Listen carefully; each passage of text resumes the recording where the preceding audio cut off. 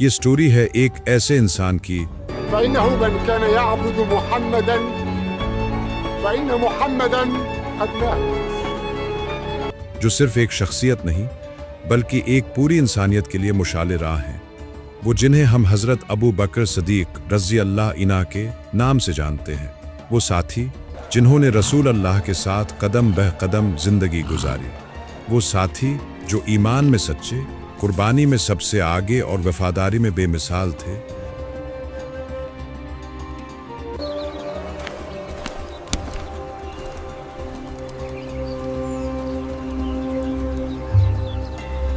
ابو بکر مکہ میں پیدا ہوئے، قریش کے قبیلہ بنی تیم سے ان کا تعلق تھا۔ بچپن سے ہی نرم دل، سچ بولنے والے اور خوش اخلاق تھے۔ مکہ کے لوگ جب اپنے بچوں کو باہر بھیجتے تو اکثر کہتے، دیکھنا ابو بکر کے ساتھ کھیلنا، وہ جھگڑا نہیں کرتا نہ دھوکہ دیتا ہے۔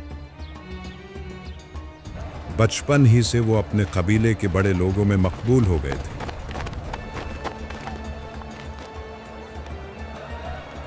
جوانی میں بھی انہوں نے جھوٹ، شراب اور بت پرستی سے ہمیشہ دوری اختیار کی، اور وہ جیسے ہی تجارت میں داخل ہوئے تو وہ اپنی سچائی و دیانت کی وجہ سے جلد ہی کامیاب تاجر بن گئے۔ مکہ کے بازار میں اکثر لوگ کہا کرتے تھے کہ اگر ابو بکر مال بیچ رہے ہیں تو اس میں دھوکہ نہیں ہوگا۔ ایک دن ابو بکر کی ملاقات محمد بن عبداللہ سے ہوئی۔ دونوں کی طبیعتیں ایک دوسرے سے بہت ملتی تھیں۔ سچائی، نرمی، وفاداری، یہی دونوں کی پہچان تھی۔ یہی وجہ تھی کہ وہ بہت جلد قریبی دوست بن گئے۔ مکہ کے سفر، تجارت کے معاملات اور اہم باتوں میں دونوں اکثر ایک دوسرے سے مشورہ کرتے۔ ابو بکر اکثر کہا کرتے، محمد جیسا سچا اور شریف انسان مکہ میں کوئی اور نہیں۔ ایک دن ابو بکر تجارتی قافلے کے ساتھ یمن گئے۔ یمن کا بازار اپنی رونق کے لیے مشہور تھا۔ رنگ برنگے کپڑے، خوشبوئیں، زیورات، ہر طرف شور ہی شور تھا۔ لیکن ان ہنگاموں کے بیچ ایک بوڑھا عالم ابو بکر کو مسلسل دیکھ رہا تھا۔ وہ قریب آیا اور بولا،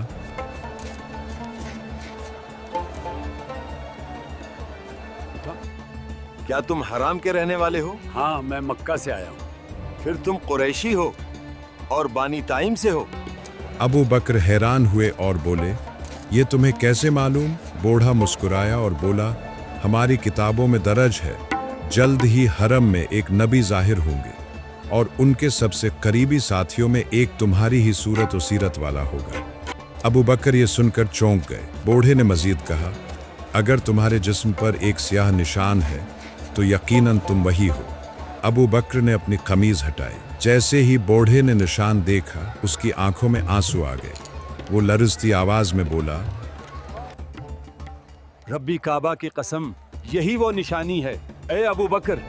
اور مزید کہا کہ جب وہ نبی ظاہر ہوں تو فوراً ان پر ایمان لے آنا اور میرا سلام انہیں پہنچا دینا۔ اس نے ایک قصیدہ لکھ کر ابو بکر کو دیا اور کہا، یہ میرے نبی کے لیے ہے، انہیں دینا۔ واپسی کے سفر میں ابو بکر بار بار سوچتے، کیا واقعی ہمارے درمیان کوئی نبی آنے والا ہے؟ اگر ایسا ہے تو کیا میں اس کے قریب ترین ساتھی بنوں گا؟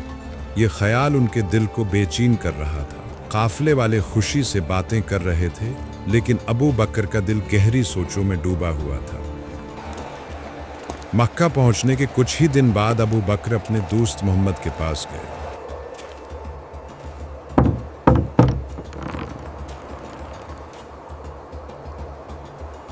نبی کریم نے ان کی طرف دیکھا اور فرمایا، ابو بکر، اللہ نے مجھے اپنا رسول بنا کر بھیجا ہے، میں تمہیں ایمان کی دعوت دیتا ہوں۔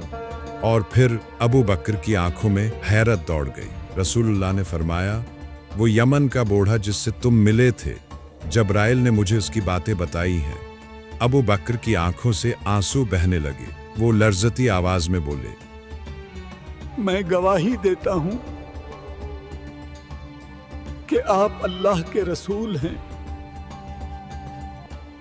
اس طرح حضرت ابوبکر صدیق رضی اللہ عنہ 810 عیسوی میں وہ عظیم شخصیت بنے جنہوں نے سب سے پہلے اسلام قبول کیا اور ایمان لانے والے پہلے مرد کہلائے۔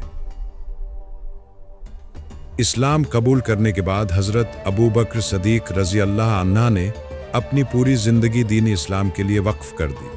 वो रसूलुल्लाह के सबसे करीबी साथी बने और इस्लाम की पहली दावत के सबसे बड़े हमायती। उन्होंने अपने करीबी दोस्तों को इस्लाम की तरफ बुलाया। उनकी शख्सियत का असर ऐसा था कि उनकी दावत पर बड़े बड़े कुरैशी सरदार ईमान ले आए। उन्हीं की कोशिश से हज़रत उस्मान बिन अफ़ान, हज़रत तलहा, हज़रत ज़ुबैर, हज़रत अब्दुर्रहमान बिन औफ और हज़रत साद बिन अबी वक़ास इस्लाम में दाखिल हुए। ये सब वो अजीम सहाबा हैं जिन्हें अशरा मुबशरा यानी जन्नत की बशारत पाने वालों में शामिल किया गया। हज़रत अबू बकर अपनी दौलत भी अल्लाह की राह में खर्च करते। जो ग़ुलाम इस्लाम कबूल करते और कुफार के जुल्म और सितम का शिकार होते, उन्हें अबू बकर अपनी जेब से भारी रकम अदा करके आज़ाद करा लेते। हज़रत बिलाल हबशी की आज़ादी भी उन्हीं के खर्च से मुमकिन हुई। बिलाल को मक्का की तपती रीत पर अजियत दी जाती, पत्थरों के नीचे दबाया जाता, लेकिन वो अहद की सदा बुलंद करते रहे। अहद अहद। तुम अब आजाद हो बिलाल।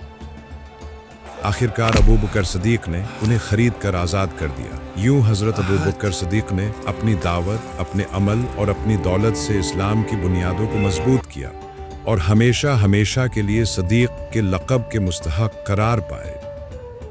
अल्लाहु अकबर। मदीना की सरजमीन पर जब इस्लाम मजबूत हुआ तो हज़रत अबू बकर सदीक रज़ी अल्लाह इना हर लम्हा रसूलुल्लाह के साथ खड़े नजर आते। चाहे जंग का मैदान हो या कोई फैसला कुन मौके, वो हमेशा सबसे आगे होते। उनकी ज़िंदगी का मकसद एक ही था, अल्लाह की रज़ा और रसूलुल्लाह की खुशनुदी। गज़वात में उनकी कुर्बानियाँ रोशन मिसाल हैं।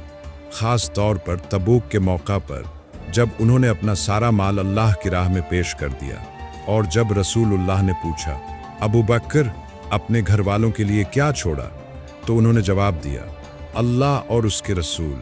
ये वो ईमान है जो तारीख़ में कम ही नज़र आता है। हज़रत अबू बकर की ज़िंदगी हमें ये सबक देती है कि ईमान सिर्फ ज़बान से कहने का नाम नहीं, बल्कि दिल से मानने और अमल से साबित करने का नाम है।